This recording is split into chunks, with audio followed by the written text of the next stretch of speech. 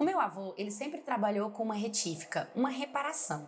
Quando ele foi pro exército, ele saiu do exército, ele se formou por lá, ele começou a se envolver com pessoas muito boas e começou a trabalhar numa fábrica de metal, numa metalúrgica. Dali ele começou a ver como os produtos eram desenvolvidos, ele fez engenharia. Meu avô era um cara muito extraordinário, inteligente, graduou, pós-graduou, entrou para aquela galera que luta pelos direitos de não sei o que, enfim, ele fez muitas causas, lutou por muitas coisas e conquistou muitas coisas. Diante disso, ele acabou abrindo a própria fábrica dele quando ele tinha mais ou menos uns 50 anos de idade. Meu pai já era vivo. Hoje meu avô, né, ele já tá com 90, a empresa é gigante, ela já tem, nossa, vários clientes no Brasil. E assim, é uma empresa muito grande mesmo. E o meu pai sempre trabalhou com o meu avô. Nesse período do meu avô, o meu pai, ele aprendeu muita coisa e ele começou também a ter uma qualidade de vida muito grande. E nisso, meu pai, trabalhando lá na metalúrgica, desenvolvendo, criando materiais para carro. Então, eles criam várias coisinhas, fabricam coisas para carros, de acessórios até produtos de metal que vão dentro do carro, peças de carro. Eles fabricam e revendem para muitos lugares. E, gente, para quem não sabe, o ramo de automobilismo no Brasil e em todo lugar do mundo tá entre os 5 mais bem faturados que existem. Então, eu cresci dentro de uma casa gigante, com babás, com empregada, com passadeira, com jardineiro, com motorista, estudando numa escola muito cara, vivendo uma vida muito boa. Sempre foi assim, tanto eu quanto, né, minhas outras pessoas da minha família. Porque eu nunca tive irmãs e nem irmãos. Sempre foi meu pai, minha mãe e eu, apenas. Mas o meu avô teve vários filhos, então as minhas tias e os meus primos, todo mundo, a gente viajava, vai, vamos pra Disney, vai todo mundo junto dentro do avião, parece até que a gente comprava o avião, sabe, pra ir todo mundo junto. Já tive experiência de viajar de jato, já tive experiência de viajar de helicóptero, já tive várias experiências, porque o meu pai, quando vai fazer palestras, porque ele palestra junto com o meu avô, que não palestra mais, mas palestrava, eles iam sim de avião particular. Então eu cresci dentro desse universo, que é um universo muito diferente para muitas pessoas. Não é o comum, não é o normal do Brasil. E eu cresci nesse berço de ouro. Mas a história que eu vou contar pra vocês entra quando eu cresço, né? E eu faço os meus 25 anos de idade. Eu decidi fazer engenharia também, e eu fiz engenharia elétrica, que era um outro ramo, não é tão, assim, posso trabalhar dentro de uma produção de uma fábrica.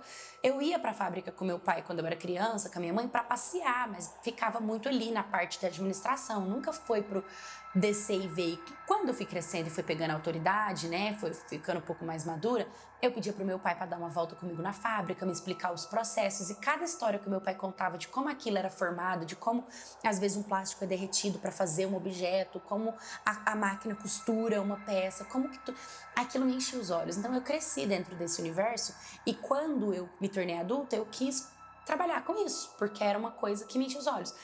Mas o meu pai, em contrapartida, não. Meu pai, ele vislumbrava para mim que eu fosse médica. E eu nunca gostei de medicina, nunca fui de humanas, eu sempre fui de exatas, eu era muito boa em exatas na escola, e ele nunca entendeu isso. Porque o meu pai, apesar de ser muito rico, muito bem de vida, muito bem de situação, formado, um grande homem, um grande marido e até mesmo um grande pai, ele tem uma coisa dentro dele enraizada que se chama machismo, que se chama patriarcado. Acaba que o patriarcado dele é tão grande que ele não conseguia enxergar a profissão dele como uma profissão para mulher. Mesmo ele vendo que eu tinha sucesso, que eu tinha talento, que eu conseguia dar opiniões válidas, tudo que ele pudesse fazer para desvalidar a minha opinião, ou para colocar um problema, ou para colocar uma objeção, para colocar uma crítica, qualquer coisa que ele pudesse fazer, ele fazia. E o pior é que meu avô, apesar de me amar muito, não conseguia me defender. Porque o meu avô sempre disse que a empresa era um lugar de homem, que ele nunca tinha visto mulher no poder. Mas eu ficava muito chateada com a situação, porque se não tá vendo mulher no poder, é porque não estão dando oportunidade. E eu falava isso, e o meu pai brigava comigo e falava que não, sabe? E o que mais me magoou é que o meu pai, ele decidiu fazer uma divisão dos bens dele. Meu avô tá ficando mais velho, ele também, né, já tá mais velho, ele disse que não vai se aposentar. Mas ele foi fazer o documento da herança. E quando ele foi fazer esse documento da herança, que do meu avô já tá pronto, já tá tudo certinho, já tá tudo dividido. E o meu pai quer seguir os mesmos passos do meu avô de antes dele morrer, ele deixar tudo certo, tudo dividido, para não ter briga quando ele foi embora. Acontece que eu, como filha, eu tenho parte majoritária, porque não tenho outros filhos. Sou só eu e a minha mãe para dividir as coisas. Então minha mãe fica como a dona, né, depois do meu pai majoritária, mas a minha mãe nunca... Por mais que ela seja formada, minha mãe é maravilhosa, formada, ela é concursada, ela não precisa daquela carreira. A minha mãe sempre teve uma vida de dondoca e ela não quis continuar na profissão dela. Ela abriu mão, ela trabalhou muitos anos no concurso público, mas pela qualidade de vida do meu pai, do meu avô, de tudo, ela não precisava de trabalhar, ela não precisava, ela queria viver uma vida de dondoca. Então eu também não me inspirava muito na minha mãe, porque ela meio que abandonou a profissão dela para viver como esposa. E eu entendo ela, né, no salário que o meu pai ganha e tá tudo bem, mas eu queria trilhar o meu caminho. E eu cresci assim, e a partir do momento em que eu entrei na faculdade, as brigas começaram na minha casa. Apesar do meu pai pagar a minha faculdade, ele nunca concordou. Todas as conquistas que eu tive na minha faculdade, ele desdenhou. Muitas das vezes, isso para mim era motivo de eu querer desistir. Eu queria jogar a faculdade pro ar, eu queria fazer uma coisa que alegrasse ele, mas tudo que eu falava para ele, que perguntava para ele o que seria legal eu fazer, a resposta dele sempre era pro lado da humanas. Ah, minha filha, porque é tão bonito uma mulher que é médica, sabe? Que tem uma clínica, que tem um consultório. Você pode trabalhar com coração, você pode trabalhar com cirurgia plástica, você pode trabalhar até com parto, se você quiser, sabe? E tudo dele, todas as oportunidades sempre era dentro da medicina. Nada era fora da medicina. Ah, mas não tem outra coisa. Eu até sugeri, por exemplo, fisioterapia. E aí ele, não, fisioterapeuta não dá muito dinheiro. Sendo que, tipo... Cara, tudo que a gente for fazer, a gente vai ter sucesso, porque a gente vai ter dinheiro para ser inserido no mercado. Eu sou nova, eu entendo de marketing, eu tô dentro do negócio. Qualquer coisa, eu sei que qualquer coisa que eu colocasse a mão, eu iria transformar ele em ouro. E quando eu fui conversar com meu pai que eu gostaria de trabalhar na empresa junto com ele bateu de frente e falou que de jeito nenhum. Eu fui conversar com meu avô disse que tinha muito homem, que as mulheres que tinham lá, gente, eram as secretárias, as empregadas que limpavam a fábrica, as que limpavam os robôs, que limpavam os equipamentos, sabe? Tipo, as mulheres que trabalhavam, elas tinham cargos totalmente baixos, e pra mim isso era absurdo. E quebrar isso dentro da empresa do meu pai foi muito difícil. Até que eu consegui um cargo dentro da administração, mas para ser abaixo, né, dos engenheiros mesmo que trabalhavam para a empresa. E era horrível, porque eles nunca me passavam nada, eles passavam por cima de mim no trabalho, não respeitavam a minha opinião, e foi durante muito tempo muito difícil. Eu estagiei na empresa do meu pai. E o meu pai pagava salário de estagiário, viu? É isso aqui que você vai receber, nem R$1 a mais, nem R$1 a menos. Porque ele falava que eu ia ver que se eu estivesse estagiando na medicina, eu tava tirando 3 mil por mês. Agora eu quis estagiar. E eu, não é um salário ruim também o que eu ganhava lá, mas ele não me passou pano pra mim. E eu amava isso. Ele achava que ele tava me castigando. Ele achava que eu tava achando ruim. Ele achava que aquilo era um problema pra mim. E não era um problema pra mim. Aquilo nitidamente era ótimo, porque eu não tava recebendo porque ele é meu pai. Eu tava recebendo porque eu tinha trabalhado e aquilo me enchia os olhos.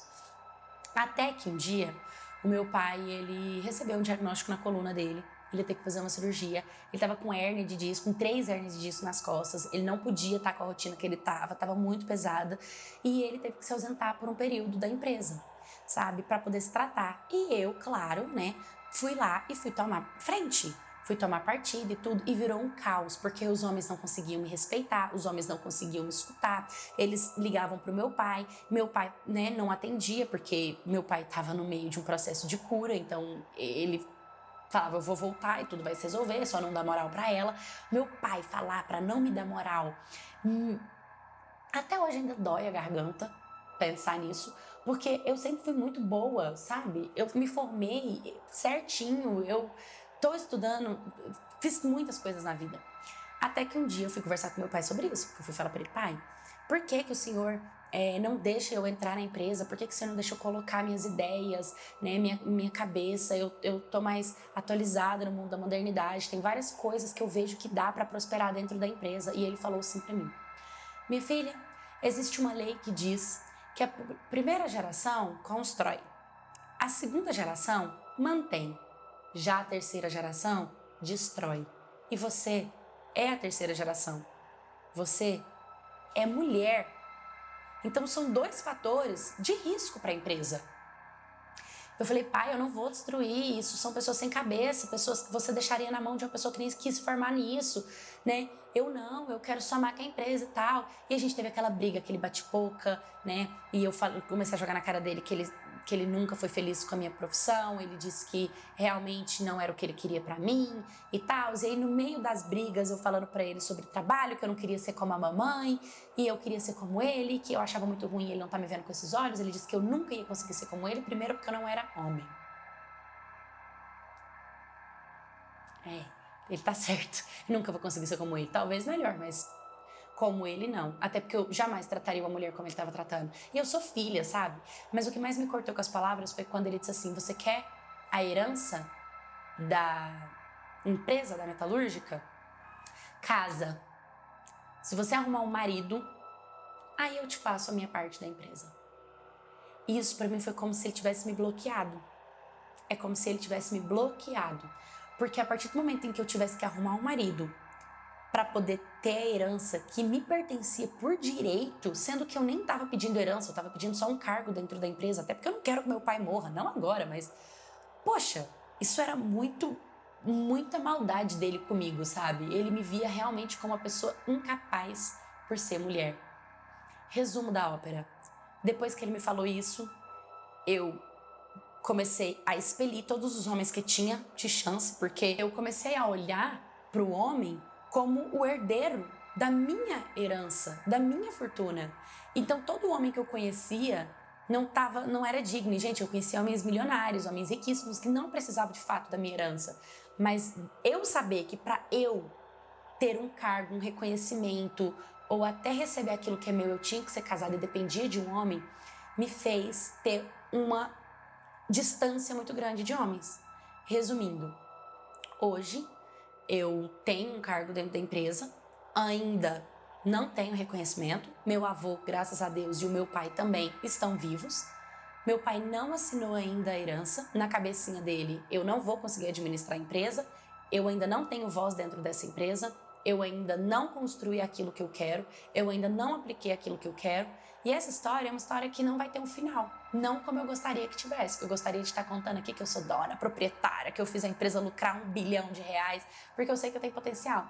Mas infelizmente eu não tenho oportunidade dentro da empresa do meu próprio pai e do meu próprio avô, simplesmente porque eu sou mulher. Oi, minha cats, tudo bem com vocês? Achei essa história muito diferente e muito extraordinária pela gente ver, né, que muitas das vezes tá enraizado, gente. O patriarcado tá enraizado, o machismo tá enraizado, tem homens que acreditam que realmente as mulheres não têm potencial de estar no lugar, mas é falta de oportunidade. Agora vamos pensar com uma mente empreendedora, como por exemplo, eu, Paula, conheci a fábrica da Nestlé e há 35 anos atrás, o que a gente aprendeu lá dentro, é que há 35 anos atrás só tinham 6 funcionários dentro da Nestlé, o que parece muito com essa história, e eram cargos parecidos. E o diretor da Nestlé disse que eles criaram um projeto que chama Mulheres Empoderadas, onde eles pagam curso para essas mulheres se profissionalizarem em áreas que tem disponível dentro da empresa, assim como para homens. Resumindo, hoje a empresa tem 80% mulheres e 20% homens, ou seja, são mais de 180 mulheres trabalhando dentro de uma fábrica. Isso foi invertido. Por quê? Porque é oportunidade. Então eu lembrei disso agora, porque se é uma empresa de sucesso e tem essa mentalidade de desenvolvimento, além de desenvolver vários cursos para capacitar os próprios engenheiros que trabalham ali dentro, dar oportunidade para mulheres também, sabe? Trazer um outro lado, uma outra vertente para dentro dessa empresa seria sucesso garantido. Mas muitas empresas realmente não têm essa visão, né? Desejo do fundo do meu coração que você consiga conquistar e que você volte aqui e me conte o final dessa história, né? O que você conseguiu, o que você conquistou. Não sei quanto tempo isso pode demorar, mas desejamos de cá sucesso para sua carreira e que você consiga enfrentar esses lobos que estão aí em cima de você com muita força e com 3 vezes mais potência que você tem, porque eu sei que além de ser mulher, né, você ainda tem que lidar com 2 homens que não concordam com o seu trabalho. Boa sorte. E se você também, né, vem de uma empresa de família ou seu pai não aceita o fato de você ser mulher, trabalhar em alguma profissão ou é herdeira e para receber sua herança você tem que ser casada, qualquer coisa do tipo, me manda sua história em histórias, canal de histórias@gmail.com, curta, comenta, compartilha, se inscreva, um beijo e até o próximo vídeo.